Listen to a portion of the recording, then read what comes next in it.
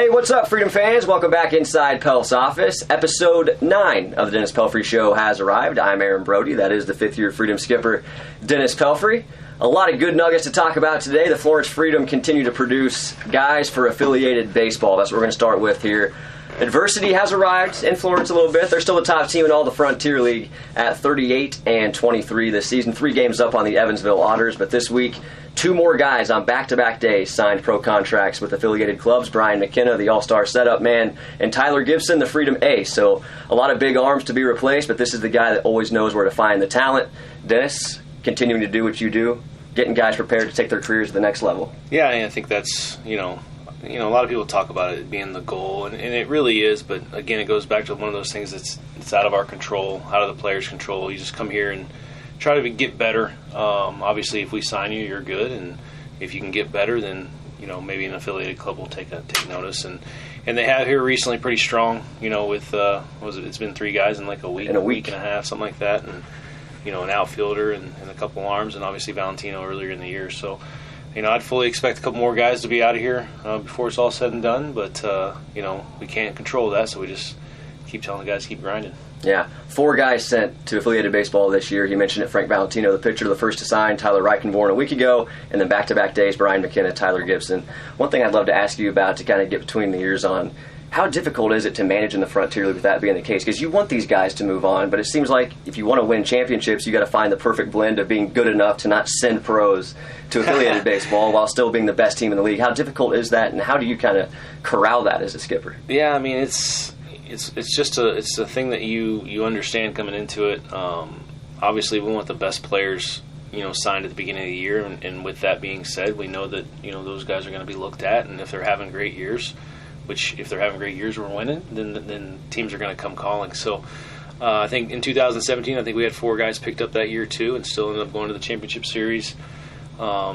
It's one of those things where it's next man stand up, next man up, type thing. And I think if we can build the team and the chemistry and the team aspect of it more so than the individual aspect, I think that's where guys just fill right in and take over on those roles. So obviously we've got to find a couple pieces because those are guys that are irreplaceable. So we got to find pieces just like them, and it's a tough time of the year to do it. Everybody's looking for those pieces, and it's really hard to get out and see guys and have guys come in to work out for you. So it's a lot of times it's flip of a coin. It's 50-50. I keep saying that. It's on the guys. So we do the best we can as far as our research and bringing in guys, and hopefully they pan out and give us that opportunity. But even without those guys, we're right there in some games. I know we've lost a few here and there recently, but a lot of one-run games, a lot of games where one play, kind of like what we talked about early in the year, we're one play away from having a winning record in these last 10 opposed to a losing record.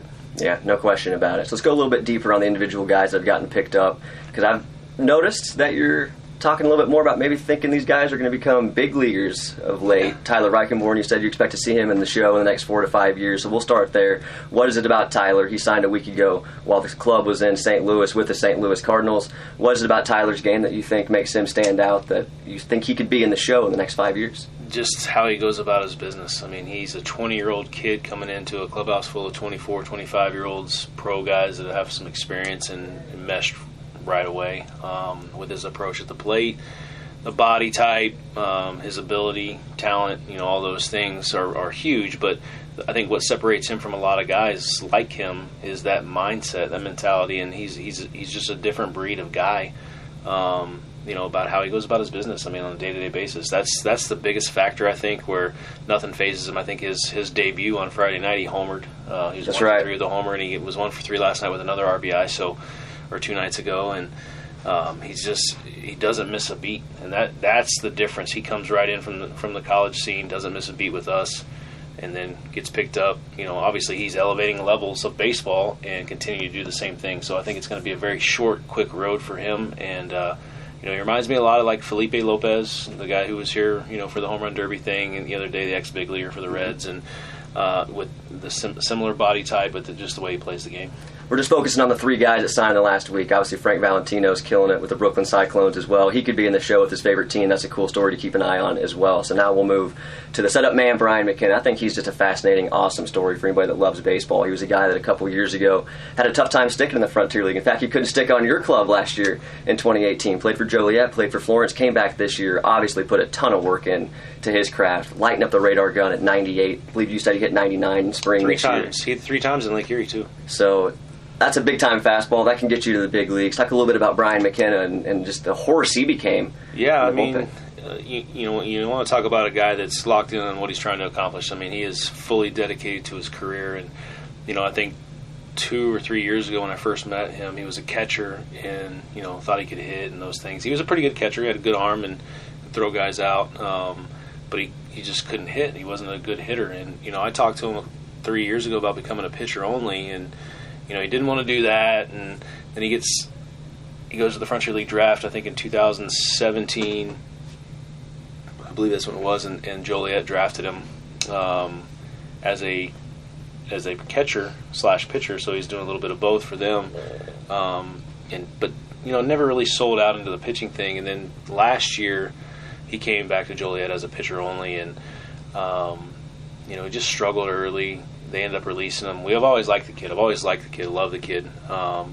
And we brought him in, and we thought he could kind of help solidify our bullpen last year a little bit. He was just a little short. I think he was, low 90s, but just still hasn't really bought into the whole pitching only thing. And then this off season, we talked a lot, and got to see him in Florida for like a month, and Brian White gave him a workout plan, those type of things, and some other things to kind of work on. And he just kind of came into his own, and he's been great for us. And he's a tough one to replace because you don't see too many guys that are mid to upper 90s that don't walk guys, and that's what he was. Yeah, Brian McKenna didn't walk anybody except just one in the All-Star game. That doesn't count on the actual ledger. He was the bullpen leader in strikeouts. And if you're wondering why Dennis Pelfrey has a weekly show, it's because he's the man. He told Brian McKenna, focus on pitching. Now the kid throws 98 and is a pitcher in the Miami Marlins organization. So a big-time shout-out to Brian McKenna. So that takes us to Tyler Gibson now, another great story. They all seem to be that way. You know how to find the right guy, not just the good baseball player.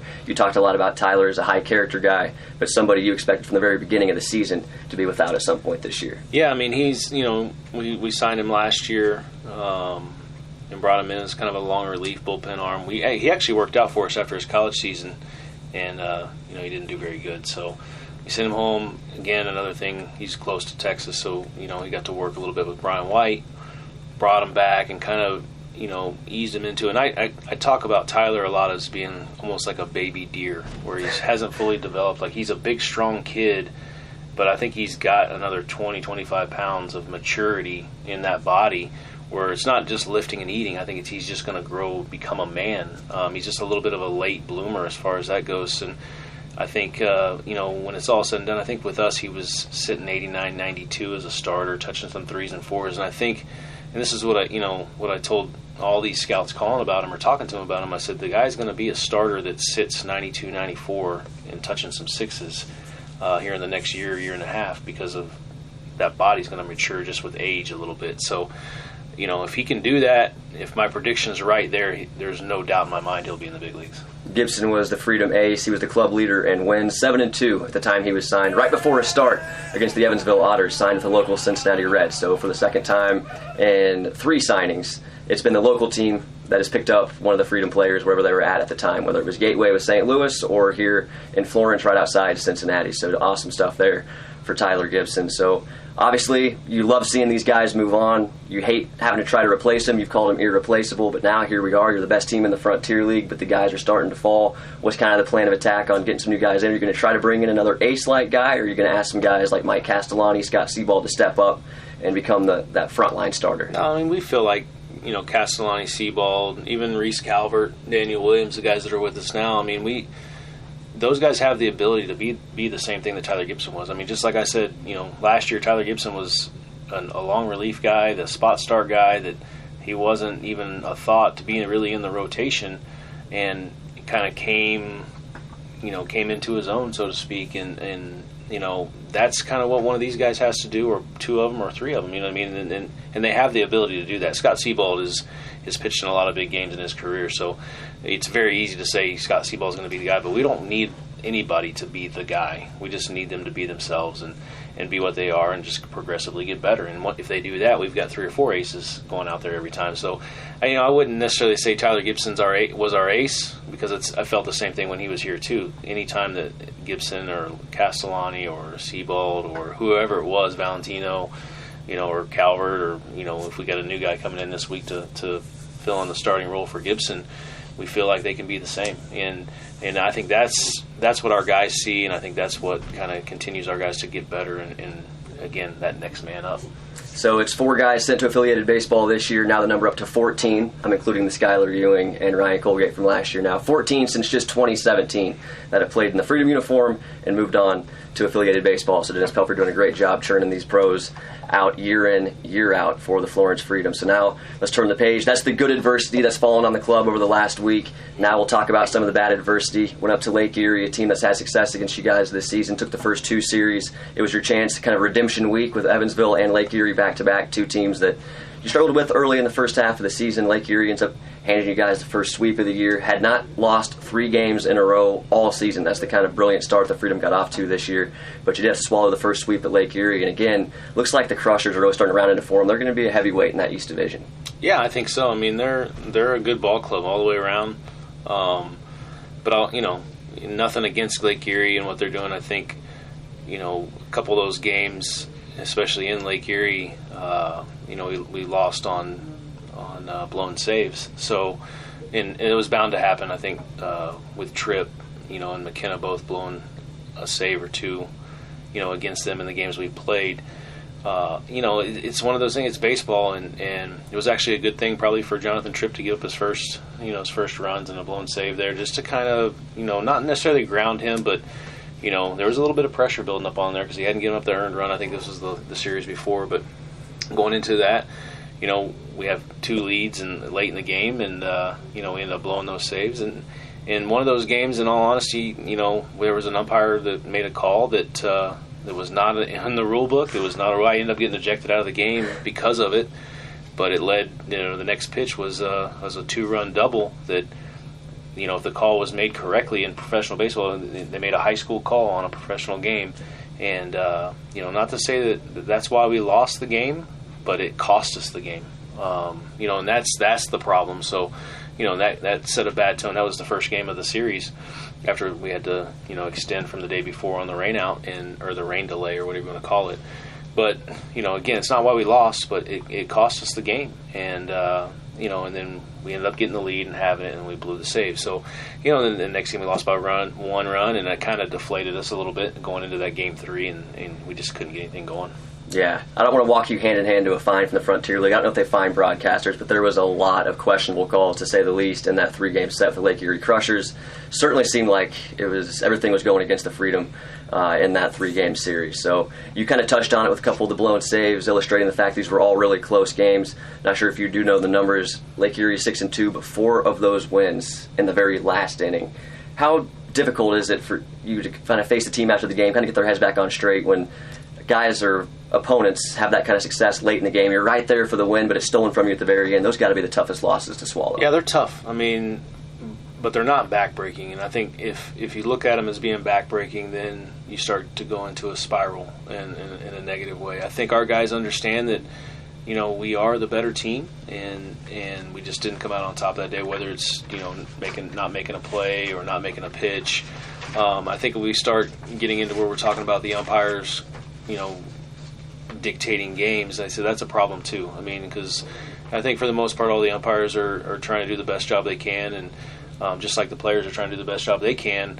And being an umpire is a tough one. It really is, because you're going to make somebody mad either way you call it. So my biggest thing is just the ruling. If we don't know the rules, then that's a problem. But other than that, I mean, again, it's not why we're losing games and not why we lost games because of umpire calls or anything like that.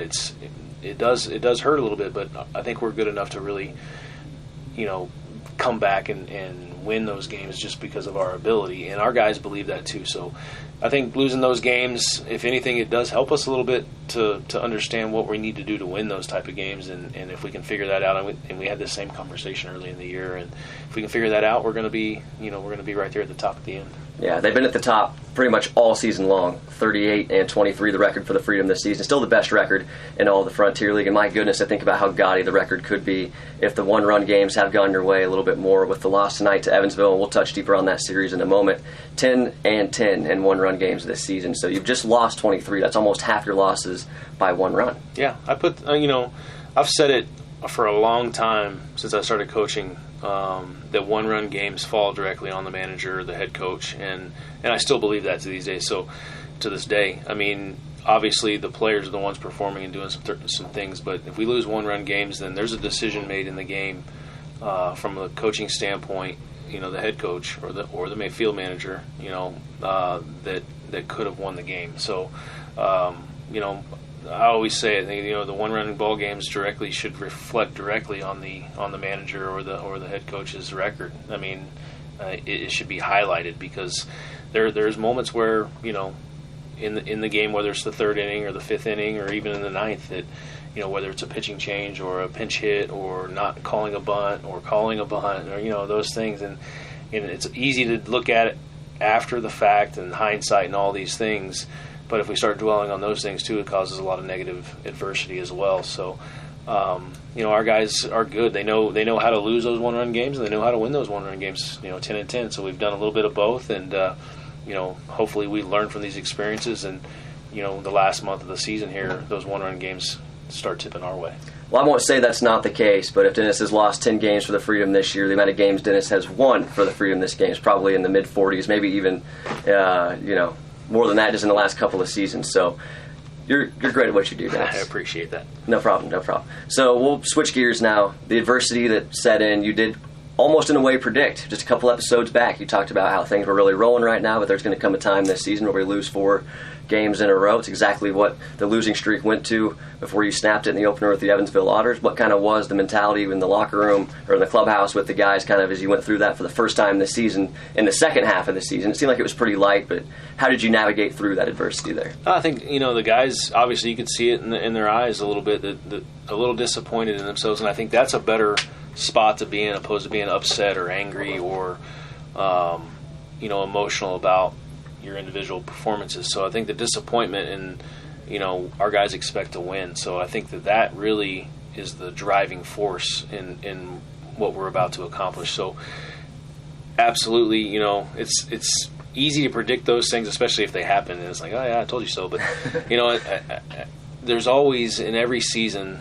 because it's so long, the season's so long that there's going to be some slides. There's going to be guys that get picked up. There's going to be guys that get hurt. There's going to be guys that go 0 for 20, guys that don't drive in a run at third base. It's just going to happen. Guys that make bad pitches.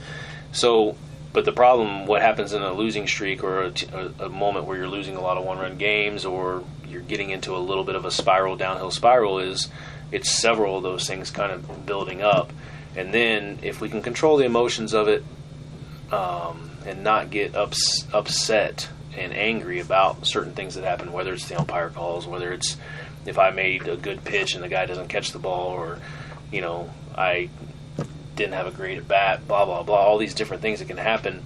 If we don't get emotional about those things and we just continue to be a little bit disappointed, it's okay to be disappointed because everybody's disappointed their parents before, I'm sure, and your parents, you get over it. So for the most part, but it's like life. It's what's great about baseball is there's always going to be challenges in life, whether you've got a lot of money or you got a little bit of money, or you got a lot of family or you got a little bit of family. It doesn't matter. Everybody's situation is different. Every player is different.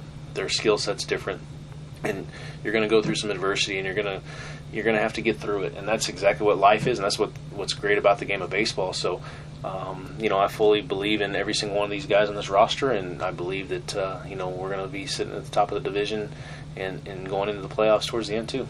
No question about it. So, give you an opportunity to plug your bus driver, Randall.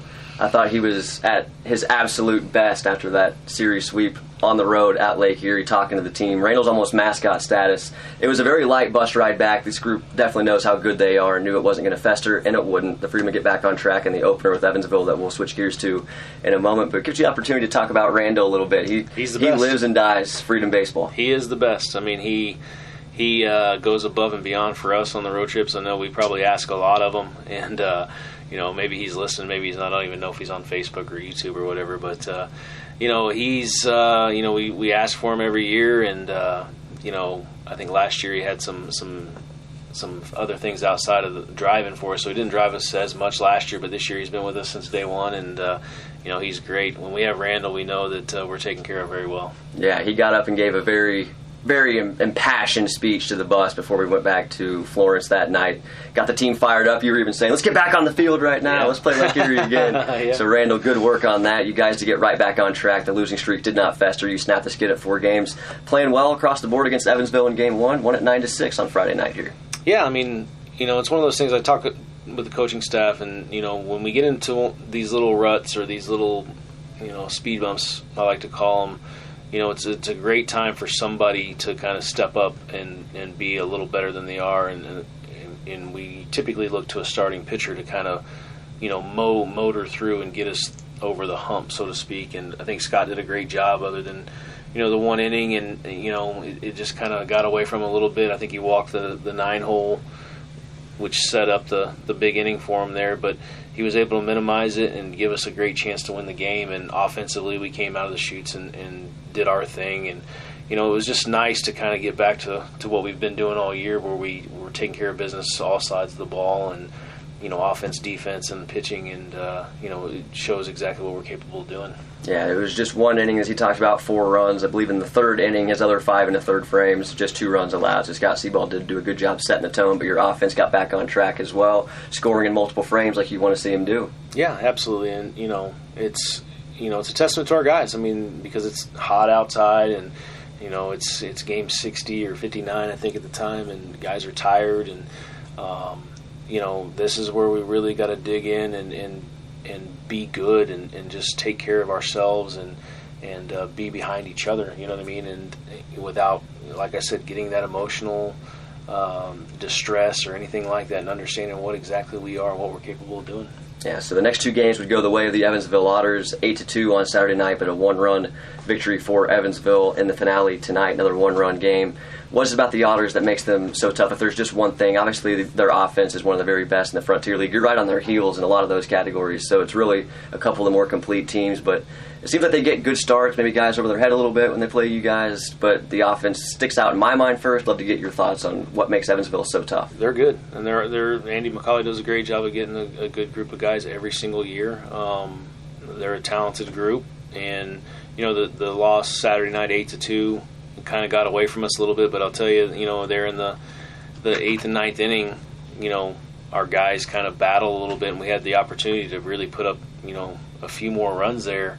And it would have got a little scary for him. I think, I think Caleb Lopez drew a walk that on a pitch that was called a strike that, was borderline or whatever, but ends up, not getting on. But if he gets on there, Mercurio's up, we got a big chance to really do some damage. If not win the game, at least get somebody else out of that bullpen in there, get that closer in, and maybe tonight he's not quite as good, So, and then coming into tonight, I think that we carried over a little bit, and I think we scored in the 1st inning tonight. I'm pretty sure, right? Yeah, we scored in the 1st inning, and then, Castellani on the bump, so we need a big start out of him. And they just battled them. They had a lot of mishit balls for hits. I think they had 10 hits through like 3 or 4 innings. I'm like, how are they getting? I mean, we definitely outswung the bats with them. I think we outhit them 2 tonight, but we hit a lot of barrels for outs. They hit a lot of mishit balls for hits, and we had a couple of big errors there in the 2nd inning, one by Castellani, one by Wolbrock, that led to their first run. And then obviously in the 10th inning they were trying to just show a pickoff move over there and make a bad throw, and they end up scoring that run. So 200 runs lose the game, by 1. But there's a lot of other things. Again, when you lose and when things aren't going great, you start to magnify some of those things. And I think we had 2nd and 3rd one out. We didn't score. We had bases loaded, nobody out, didn't score. We had a couple opportunities with runners in scoring position, 2 outs. Just didn't get a big 2-out knock, and they did. I think we turned an unbelievable double play tonight that should be on SportsCenter #1 with Wobrock and Lopez and Connor Crane. I mean, I think all 3 of them made phenomenal plays to turn this double play. And left the runner at third base, 2 outs, and they ended up getting two out knocks. A 2-out double and a 2-out single to score 2 runs. And that was the difference in the game. Where we lost the game, so to speak. And I think if we can buckle down a little bit right there and not give up those 2-out knocks, or we get a couple 2-out knocks, and the game's a different story. So I think Evansville's, they're solid. I think at their place they walked off on us twice, and they beat us. They beat us handily once here, and then another 1-run game. So real similar to Lake Erie story where. We've lost several 1-run games to Evansville and lost several to Lake Erie, and if those flip the other way, then we're talking about a whole different thing right now. Yeah, again, it's 10 1-run losses for the Freedom, who have lost just 23 games this season, so they're always right there in the fight. There is one more nugget out of, if you don't mind, going back to Saturday. Tyler Gibson got signed that day. The Freedom Ace is going to be on the bump. You guys had an opportunity to take the series in back-to-back games. Obviously, he signs with the Cincinnati Reds, puts Zach Spivey in a spot start. You might have just had a couple hours to prepare. How much of a difference does that make you? That was huge. And that's one time that I'll say that it did hurt a little bit. Not that Spivey couldn't get the job done, but we were prepping Spivey to spot start for us on Tuesday. So he was under a starter routine that wasn't obviously in a spot to start. I think he long tossed yesterday, so he did something that he normally wouldn't do the day he throws. So obviously that was a tough one on him, and he did a great job for us. I think he threw the most pitches he's thrown for us this season, coming off a lot of innings in college, and we asked a lot of him yesterday, and the kid did a great job, and that's a day right there where. I'll talk a lot about starting pitching is got to win us a ball game here and there. Yesterday, Saturday, we needed our offense to really come out swinging because of that, the Tyler Gibson thing. Because it's not very often a team will grab an arm, the day of the start, and I don't think anybody's had to deal with that this year. I know there's been a lot of arms taken, but I don't think it's been the day of a start. And obviously with our best guy going, most wins on our team going, and a chance to win a series against Evansville, it was a blow. It was a little bit of a blow, and but our guys, they did what they needed to do, and obviously, the game got away from us a little bit, but like I said, towards the end of the game, we were playing really well, and it carried over into today, and we just fell a little short. So the Freedom will be back on the field next on Tuesday at 10:35 a.m. first pitch. Gotta love that. After a travel day, we'll leave tomorrow at 2 p.m. for Crestwood, Illinois. It's the Windy City Thunderbolts you guys get to see, and you owe them one. They're 1-0 in series against you guys this season, but you got a little something up your sleeve, I'm sure. Yeah, no, this is a big week for us. This is up there with that 21 games in 20 days stretch we went on. Now we're playing 7 games in 5 days, and the scheduling, have to question it a little bit. Here because, we play the 10:35 a.m. game Tuesday, which is, not a huge deal. Then we play another one 10:35 on Wednesday, and Thursday we have a 10:35 and a 7:05 day-night doubleheader, and then Thursday we play a 7:05 game at Southern, and then a doubleheader again on Saturday. So 7 games in 5 days. With the roster limitations, those type of things, we have to have 7 starters, and it's not like we get to add an extra guy or anything like that. So 2 scheduled doubleheaders, they're not makeup games or anything like that. So it's a little frustrating, but I will say that if any of our guys do watch this and they've heard me say it, that it's not an excuse to play bad.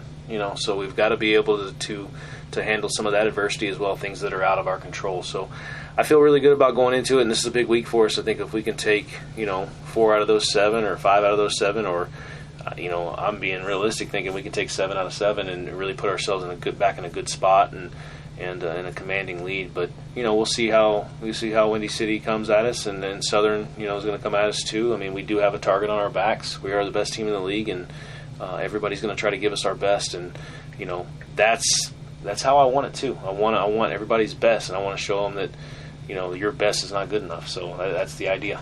18-9 on the road, and all 7 of these games will be on the road.